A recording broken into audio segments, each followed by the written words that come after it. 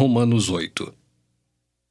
Agora, pois, já nenhuma condenação há para os que estão em Cristo Jesus, porque a lei do Espírito da vida em Cristo Jesus te livrou da lei do pecado e da morte.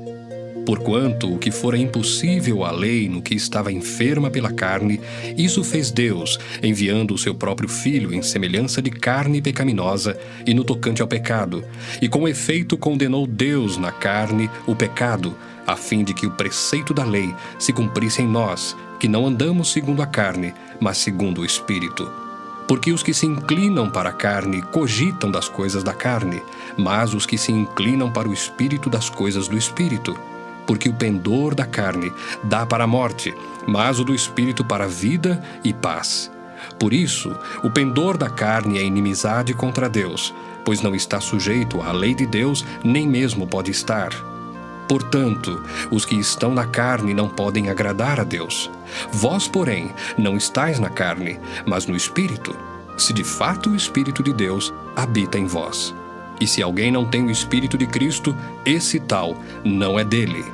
Se, porém, Cristo está em vós, o corpo, na verdade, está morto por causa do pecado, mas o Espírito é vida por causa da justiça. Se habita em vós o Espírito daquele que ressuscitou a Jesus dentre os mortos, esse mesmo que ressuscitou a Cristo Jesus dentre os mortos, vivificará também o vosso corpo mortal por meio do seu Espírito que em vós habita. Assim, pois, irmãos, somos devedores, não à carne, como se constrangidos a viver segundo a carne. Porque se viverdes segundo a carne, caminhais para a morte. Mas, se pelo Espírito mortificardes os feitos do corpo, certamente vivereis. Pois todos os que são guiados pelo Espírito de Deus são filhos de Deus. Porque não recebestes o espírito de escravidão, para viverdes outra vez atemorizados, mas recebestes o Espírito de adoção, baseados no qual clamamos, Abba, Pai. O próprio Espírito testifica com o nosso Espírito que somos filhos de Deus. Ora, se somos filhos, somos também herdeiros, herdeiros de Deus e co-herdeiros com Cristo. Se com Ele sofremos, também com Ele seremos glorificados. Porque para mim tenho por certo que os sofrimentos do tempo presente não podem ser comparados com a glória a ser revelada em nós. A ardente expectativa da criação aguarda a revelação dos filhos de Deus. Pois a criação está sujeita à vaidade, não voluntariamente, mas por causa daquele que a sujeitou, na esperança de que a própria criação será redimida do cativeiro da corrupção para a liberdade da glória dos filhos de Deus. Porque sabemos que toda a criação, a um só tempo, geme e suporta angústias até agora.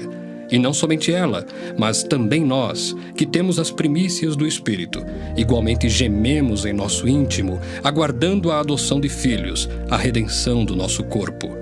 Porque na esperança fomos salvos. Ora, esperança que se vê não é esperança, pois o que alguém vê, como o espera?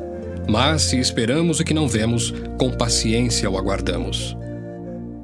Também o Espírito semelhantemente nos assiste em nossa fraqueza, porque não sabemos orar como convém, mas o mesmo Espírito intercede por nós sobremaneira, com gemidos inexprimíveis. E aquele que sonda os corações sabe qual é a mente do Espírito, porque segundo a vontade de Deus é que ele intercede pelos santos. Sabemos que todas as coisas cooperam para o bem daqueles que amam a Deus, daqueles que são chamados segundo o seu propósito. Porquanto, aos que de antemão conheceu, também os predestinou para serem conformes à imagem de seu Filho, a fim de que ele seja o primogênito entre muitos irmãos. E aos que predestinou, a esses também chamou. E aos que chamou, a esses também justificou. E aos que justificou, a esses também glorificou. Que diremos, pois, à vista destas coisas? Se Deus é por nós, quem será contra nós? Aquele que não poupou o seu próprio Filho, antes por todos nós o entregou, porventura não nos dará graciosamente com ele todas as coisas? Quem tentará acusação contra os eleitos de Deus? É Deus quem os justifica. Quem os condenará? É Cristo Jesus quem morreu, ou antes, quem ressuscitou, o qual está à direita de Deus e também intercede por nós. Quem nos separará do amor de Cristo? Será tribulação, ou angústia, ou perseguição, ou fome, ou nudez, ou perigo, ou espada? Como está escrito: por amor de ti, somos entregues à morte o dia todo, fomos considerados como ovelhas para o matadouro. Em todas estas coisas, porém, somos mais que vencedores por meio daquele que nos amou. Porque eu estou bem certo de que nem a morte, nem a vida, nem os anjos, nem os principados, nem as coisas do presente, nem do porvir, nem os poderes, nem a altura, nem a profundidade, nem qualquer outra criatura poderá separar-nos do amor de Deus que está em Cristo Jesus, nosso Senhor.